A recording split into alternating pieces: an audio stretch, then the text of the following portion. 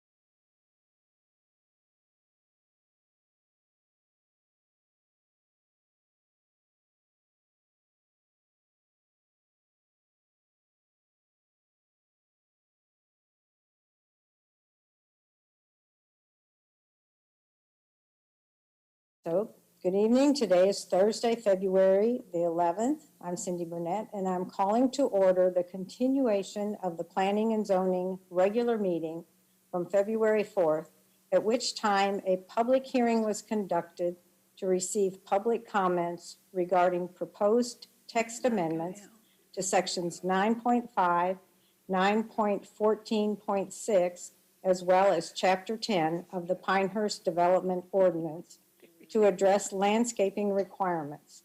Last week's meeting was continued until today to allow for the required minimum 24 hours for further public comment on the proposed amendments.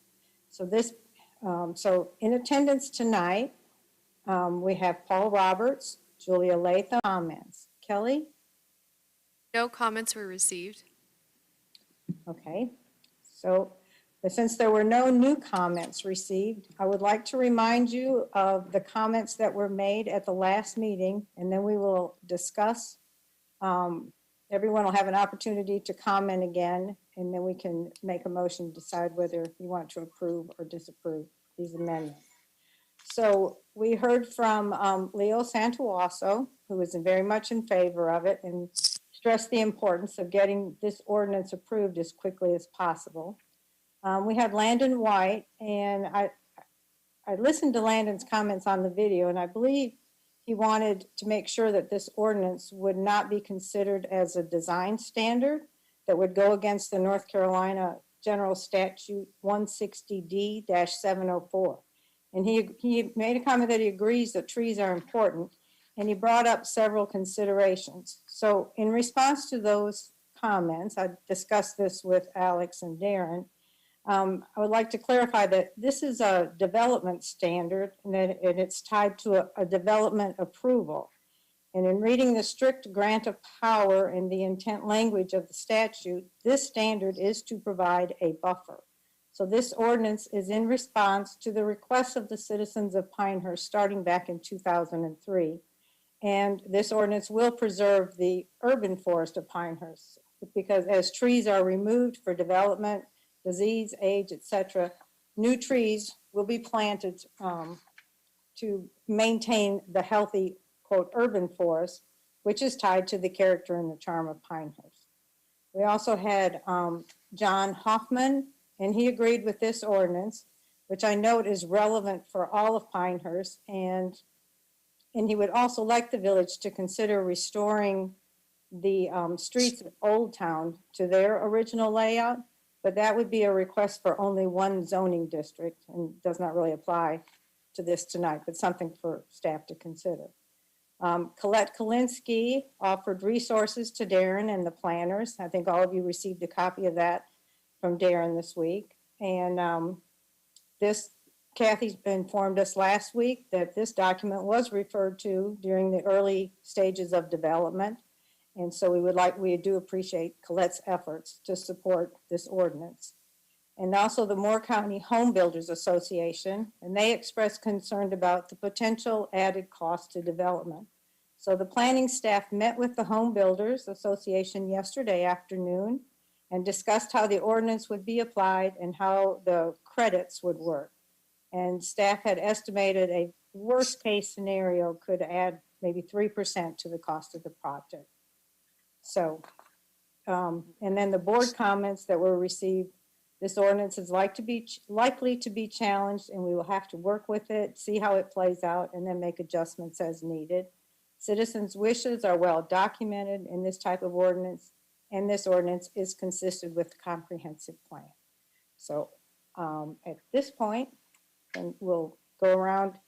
Does staff want to make any comments before I have each of the board members make a comment? Cindy, I think that was a pretty good brief but to the point summary from last week. And as you noted, Darren and I did meet with the CEO of the Moore County Home Builders Association yesterday, and she also brought a representative member with her who shared some of their thoughts and concerns. And what we were able to do was share some of the examples and some of the site plans that staff was able to present to the board several months ago when we were first bringing updates on this draft ordinance to you guys and show with tree surveys present, what the required number of plantings would be, what the credit could be if you saved any or preserved any of the existing vegetation there.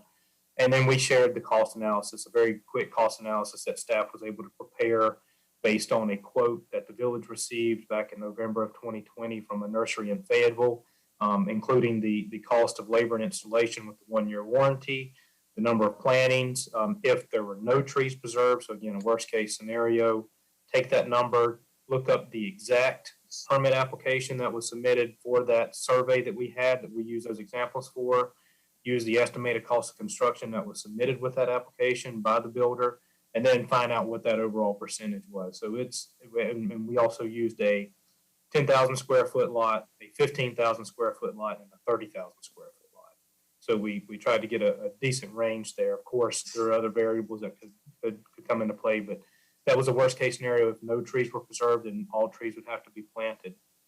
And we continue to have helpful banter back and forth with Paula, with the Moore County Home Builder Association. So that's been, we hope to keep that avenue open.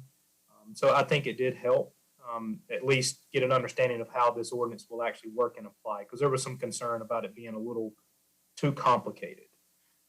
Also, I will let you know too that Kathy is here with us today. She came in this afternoon, and we did make 2 very, very minor tweaks to the ordinance from last week based on the feedback. One was we did, just to be consistent, Paul, I think this may have been a comment that you mentioned, is also something that I had reiterated from a local surveyor when I was asking about estimated costs for a tree survey, if they're already preparing a surveyed site plan. And that is that the trees to be identified on the tree survey to be 8 inches DBH. So we're going to stay consistent with that 8 inches. Previously, we had said 6, but we're also going to leave the opportunity in the text open that if there aren't adequate enough 8-inch or greater DBH trees on site and they wish to preserve existing vegetation, that we would allow for something smaller based on whatever criteria that the site has. The other clarification that we made was the redevelopment, where these new regulations could potentially apply if you're developing greater than 50%. We did clarify that further by saying 50% of the floor area of the principal building. So those are the 2 tweaks that we've made since last week based on the feedback from the board. Thank you, Alex. I'm going to start by how you are listed on my screen. So Jack, do you want to have any comments or questions tonight? No, my comments, I think this has been thoroughly discussed over the past several years, if not in detail over the last few months. I also don't think it's possible to forecast every scenario that's going to come up, and I think it's the staff did a great job of trying to understand what scenarios might appear. I also am making the assumption that after some period of time and after working with it, that if there are issues, staff will come forward and suggest revisions to the amendment if necessary. And the only thing I wanted to clarify, I don't think we have any additional conditions that are attached to our recommendation. Is that correct? Do we have to make a condition to include the changes made this week, Alex? You can just clarify that when you make the motion. So the motion would include conditions that include the small changes, the 2 changes that have been made by staff over the last week or so. Is that how it would be phrased? I don't think you have to phrase it such that it's a condition, but with a motion to approve or deny with the revisions made, and I can cite the specific sections if that helps and clarifies it. Okay, with revisions recently made will be satisfactory. Correct. That's fine. Okay, thank you. That's good enough. Okay, thank you, Jack. Next is Matt. I echo some of what Jack said, and that just this being my second meeting, I do appreciate the level of detail the staff and the board has gone through on this. And as I have read through it and listened, it seems like you tried to cover as much ahead of time as you can. So as was said last week, I know probably have future discussions on revising or making adjustments as needed. But this seems like a great start and maybe a model for other communities that are looking to do something similar. So appreciate your work on this. Thank you, Matt. Julia? You need to unmute. Mute myself. Okay, There you go. all right. My only comment is that this has been a long time in coming, and I want to acknowledge the hard work of the committee and also of staff to put this together. The intent behind it is to do the will of what we've been hearing folks want for our village. That there's this important element of, protecting our environment regarding economics, history, aesthetics, providing a buffer. And I just want to commend staff and the committee for putting together a package whose intent is to meet the needs of our village and, acknowledging that something like this is complicated. We make our best effort at it and then adapt as we go. But in my opinion, I think we've reached a excellent working, jumping off point to try to protect those elements of our village. So thank you to everyone who worked on this. Thanks, Julia. Paul? The proposed text seems to be very much in line with what residents have been saying through multiple processes over the years. I believe there was only 2 comments that were against or advised against, these proposed text changes, and they were entities, who were focused really on financial gains and not really bringing in consideration to what, people who live here, residents have, wished for some time. So, yeah, fully supportive. Thank you. Thanks, Paul. Philip? No further comments. Jeremy? Only comment I've got is really echoing everything that's been said. I mean, just watching this thing evolve from the staff and seeing the great extent that everybody has taken to understand every detail and forecast all the details. So it just speaks to the complexity, but to their effort to make sure that they have understood all areas of this thing. So I think, the whole village needs to commend them for this. And my only input would be maybe, a year, maybe we revisit just to take a look at where we are, of course, any changes and any unintended consequences that we may have with it. But otherwise, I'm in full support. Thank you. Okay, so we've heard from everyone. Is there a motion to either approve or deny this amendment? I'll jump in on that one if that's all right. Go ahead, Jack. I move that the Planning and Zoning Board recommend approval of the proposed text amendments with recent revisions to the Pinehurst Village Council and adopt the following statement of consistency. In the 2019 Comprehensive Plan, Guiding Principle 7, all things green, parks, open spaces, and natural resources, states the urban forest is an important aesthetic, economic, and environmental asset to Pinehurst. It contributes positively to the character of the village, the health of the environment, the quality of life of residents, and the experience of visitors. Implementation Strategy 7.1 further suggests the village to enhance the tree preservation program and standards for tree planting and preservation in the Pinehurst Development Ordinance.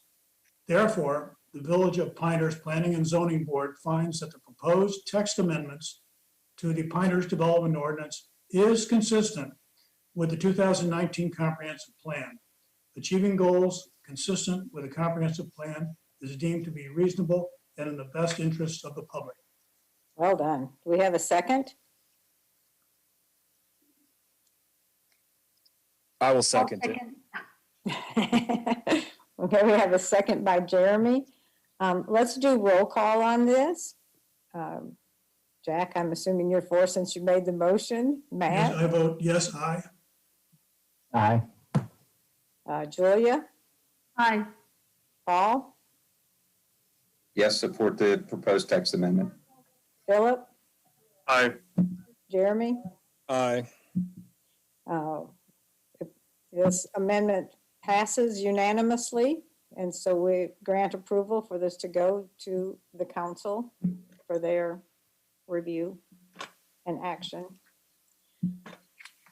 The only other thing that I would have for tonight is to remind you that next Thursday, we have a meeting with council, and it has been confirmed for Thursday, February 18th at 4 p.m. It will be a Zoom format meeting, and we will discuss the implementation of the 2019 Comprehensive Plan strategies and then potential administrative needs of the Planning and Zoning Board.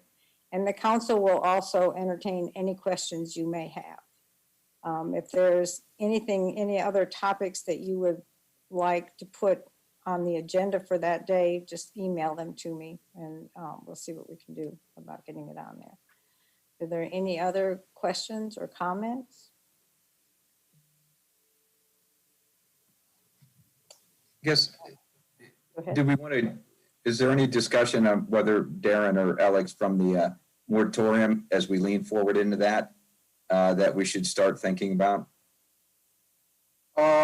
Really what you need to start thinking about relative to that moratorium is participating in that small area planning process that we have going right now, because the reason we move forward with that moratorium is to allow us times, a little bit of pause time to develop those small area plans and the corresponding form-based codes that will come along with it. So it's really everything related to that moratorium right now is related to us getting those plans developed and then getting them reviewed and approved by Planning and Zoning Board eventually, and the Village Council eventually. So it's really become part of that process, Paul, and the rest of the Planning and Zoning Board. Be part of it, please. And the moratorium passed last night, correct? That is correct.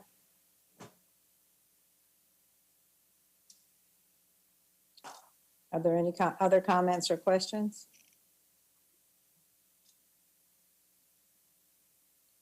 Do I have a motion to adjourn? Would you like to add anything, Alex or Darren? Just maybe restate that the next regular meeting will be March 5th. And again, the Board of Adjustment will need to meet. So we'll be in touch with you, Jules, moving forward with that. And we'll work on getting a roster of the 5 we need to sit. I think from my standpoint, the only thing when we meet with the council next week, a lot of it is, we haven't met as a group before, and we're gonna have some discussion about, maybe concerns on either end. Is there something they want us to focus on? Is there some support that you might need better coming from the village council this way? So I think we're gonna have a little bit of discussion on that. And really, a lot of it, what I want to focus on is really, we have this plan that we spent a lot of time getting developed. And what we want to do is get that implemented. So how can we more effectively, as a group, start implementing those items that where you're a partner. You're a partner in this plan and some of those priority strategies. We're going to pull out that matrix. I'm going to have that ready. And we already have it prioritized, but there might be ways that we can form a subcommittee. We can maybe meet an extra meeting once every other month or so, just to work on some of these comprehensive plan strategies, because there's 150 plus strategies in here. So if you can help us with the planning and zoning somehow to be more effective in that regard, I'd like to talk about that. That sounds good. Just to clarify, Alex, I think he said that our meeting will be March 5th. Did he mean 4th? I think he did. He does. Okay. I think I need to answer. Our next meeting will be Thursday, March 4th at 4 p.m. And I'm sure it'll still be a combination of in-person or Zoom, unless we decide we like this format best and we want to continue this way. Anything else that anyone would like to add? Be watching closely the council meeting when you present this tree ordinance to them. Thank you. I think we arrived at an ordinance that is a good balance. Is it going to make everybody happy? No, and it's hard to do that with any ordinance that you create. But I think we've tried to be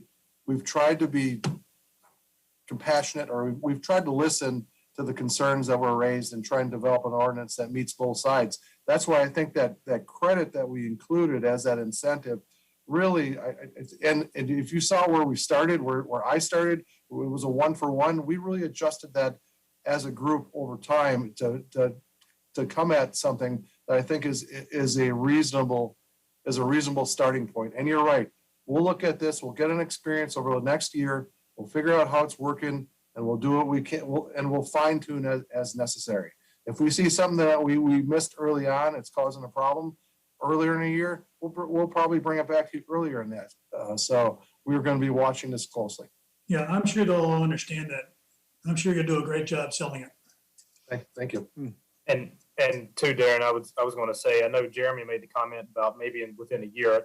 Oh, we'll know much sooner than that how this works if it gets through. But to the other thing, to the exemptions or to the type of development where these standards don't apply to. So I think that is overlooked, and that was something that was shared in our meeting yesterday.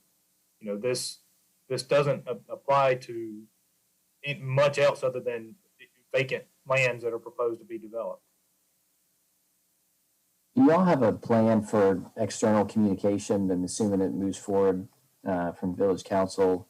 Are you going to do publicity for this, or is it just going to be discovered as you submit? And if somebody happened to watch the meeting, or how will that be handled? Well, luckily, some of the outreach has already taken place, or the communication. No, we're going to really be able to lean on this relationship that we've been able to build very recently with the Moore County Home Builders Association. But we also do builders workshops, and we're talking about having one coming up early this spring to talk more about our online permit center. So we'll be able to definitely lump that in. That here's some new regulations. So we're still working on that, Matt, but that's very valuable input, and we do need to try to communicate this as effectively as possible and how it's going to work. And it impacts surveyors and a few other folks too. So Sure. Appreciate And that. we do various press releases. Our village news is pretty well read, so we'll figure out how we can maybe incorporate this into that. But Alex is right. The Moore County Home Builders, that relationship that we're trying to forge with them, we're getting some publicity through that board right now. I'll bet. That's one way to describe it. We're trying. I mean, we are trying to listen to their concerns. We're trying to sit down with them and figure those out and trying to allay some of their concerns. We're not going to allay all their concerns, but we're going to continue to work with them. Sure, I appreciate that. Anything else?